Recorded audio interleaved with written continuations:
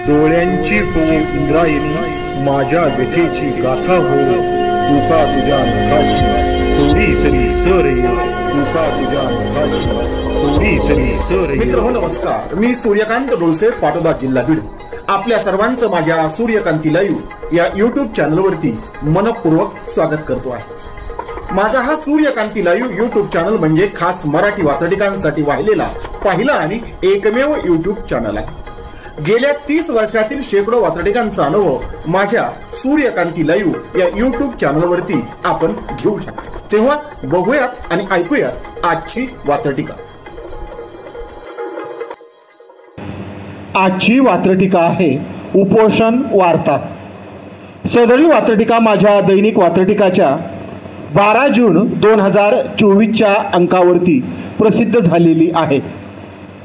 महाराष्ट्राच्या उपोषणाचा केंद्रबिंदू राळेगण सिद्धीवरून इतरत्र सरकलेला आहे ते तुम्ही सगळे आता जाणताच आहात। महाराष्ट्रामध्ये उपोषणाची साथ येऊ लागलेली आहे। एवढंच काय, उपोषणाविरुद्ध उपोषण अशा प्रकारचा पायंडा महाराष्ट्रामध्ये पडतो आहे। याचाच मागोवा घेणारी आजची ही वात्रटिका। तेव्हा आजच्या वात्रटिकेचं नाव आहे उपोषण वार्ता। ना अन्न गोड आहे ना पाणी गोड आहे, ना अन्न गोड आहे ना पाणी गोड आहे, म्हणूनच राज्यामध्ये उपोषणांची चढाओढ आहे, म्हणूनच राज्यामध्ये उपोषणांची चढाओढ आहे। पुन्हा एकदा पहिलं करू, ना अन्न गोड आहे ना पाणी गोड आहे, ना अन्न गोड आहे ना पाणी गोड आहे, म्हणूनच राज्यामध्ये उपोषणांची चढाओढ आहे, म्हणूनच राज्यामध्ये उपोषणांची चढाओढ आहे, चढाओढ आहे। सदरील वात्रटिकेचं पुढचं आणि दुसरं कडवं, संविधानिक मार्गांचाही दुरुपयोग होऊ शकतो।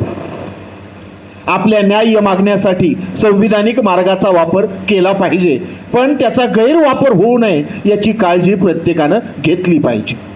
म्हणून दुसरं कडवं, संविधानिक मार्गाचाही दुरुपयोग होऊ शकतो। संविधानिक मार्गाचाही दुरुपयोग होऊ शकतो। उपोषण सम्राट पुरस्काराचा उद्या प्रस्तावही येऊ शकतो। उपोषण सम्राट पुरस्काराचा उद्या प्रस्तावही येऊ शकतो। एखादा प्रस्तावही येऊ शकतो। महाराष्ट्रात काय होईल हे सांगता येत नाही। अजून अशा प्रकारचा पुरस्कार कुणी देत नाही, पण उद्या जर दिला तर ते नवल वाटता कामा नये। म्हणून दुसरं कडवं पुन्हा एकदा, संविधानिक मार्गाचाही दुरुपयोग होऊ शकतो। संविधानिक मार्गाचाही दुरुपयोग होऊ शकतो। उपोषण सम्राट पुरस्काराचा उद्या प्रस्तावही येऊ शकतो। उपोषण सम्राट पुरस्काराचा उद्या प्रस्तावही येऊ शकतो। उद्या प्रस्तावही येऊ शकतो।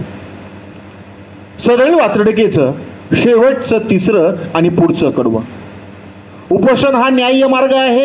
उपोषण केलंच पाहिजे, पण आग्रह, दुराग्रह आणि तरेवाईकपणा याच्यामध्ये फरक असतो। हे प्रत्येकाने तुम्ही मी समजून घेतलं पाहिजे।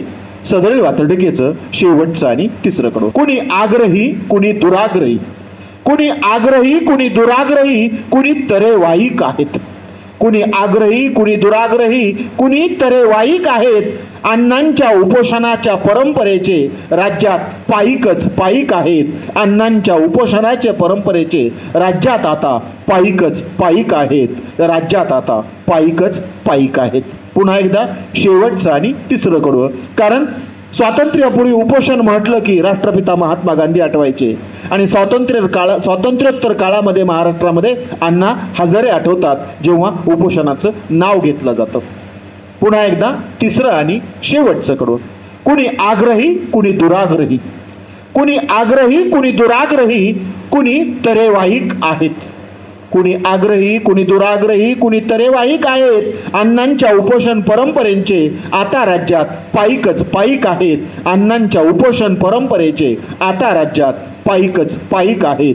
आता राज्यात पाईक आहेत। आजच्या वात्रटिकेचं नाव होतं उपोषण वार्ता। ऐकत रहा, बघत रहा, वाचत रहा।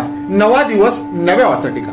मराठी वात्रटिकांकडे बघण्याचा पारंपरिक दृष्टिकोन बदलून दाखवणाऱ्या 1000पेक्षा जास्त वात्रटिकांचे व्हिडिओज आपण ऐकू आणि बघू शकता माझ्या सूर्यकांती लाईव्ह या युट्यूब चॅनलवरती। आपण जर चॅनलवर प्रथमच येत असाल तर चॅनल सबस्क्राईब करा, घंटीचं बटन दाबा, जे आवडतं ते लाईक करा, जे आवडणार नाही ते डिसलाईक करा। आपल्या सूचना आणि प्रतिक्रिया त्या ठिकाणी लिहायला विसरू नका। आपल्या सूचना आणि प्रतिक्रियांचं नेहमीच स्वागत आहे।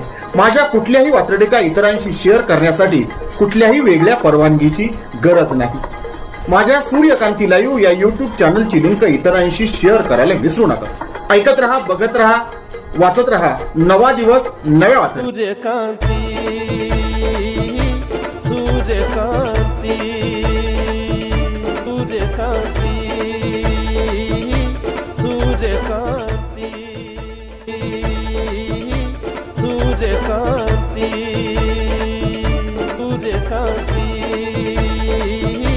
सूर्यकांती सूर्यकांती सूर्यकांती सूर्यकांती